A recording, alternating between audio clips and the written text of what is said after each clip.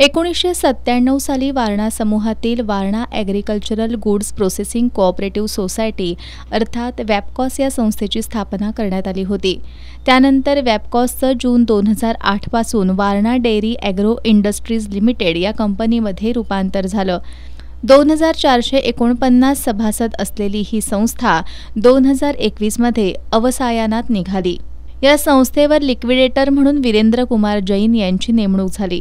संस्थेची हातकणंगले तालुक्यातील पारगाव आणि सोलापूर जिल्ह्यातील बार्शी या दोन्ही ठिकाणची मिळून 280 एकर जमीन आणि यंत्रसामुग्री याचा विचार करता ही मालमत्ता सुमारे 250 ते 250 कोटी रुपयांची असताना ही सगळी मालमत्ता केवळ 29 कोटी रुपयांना विकण्याचा घाट घालण्यात आला असून त्यासंबंधीची ई लिलाव नोटीस दैनिक लोकसत्ताच्या पुणे आणि मुंबई आवृत्तीमधून प्रसिद्ध झाली असल्याचं माजी आमदार सत्यजित पाटील यांनी सांगितलंय।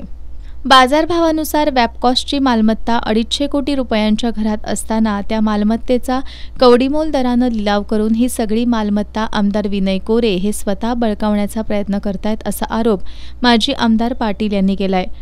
मुळात वर्षाला शेकडो कोटी रुपयांची उलाढाल असणारी संस्था अवसायानात गेलीच कशी असा सवाल उपस्थित करत हा सर्व प्रकार मनी लॉन्ड्रिंगचा असल्याचा आरोपही माजी आमदार पाटील यांनी केलाय। It's a clear case of money laundering.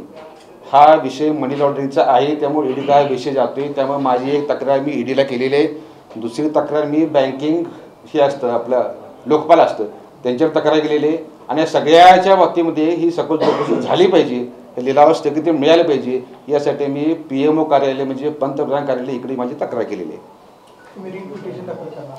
ह्या सगळ्याच्या माध्यमातून आज केंद्र सरकार राज्य सरकारची आम्हाला मदत जर नाही मिळाली तर आम्हाला पर्याय नसला तर आम्हाला 100% जेवढं लेट केलं पाहिजे आम्हाला।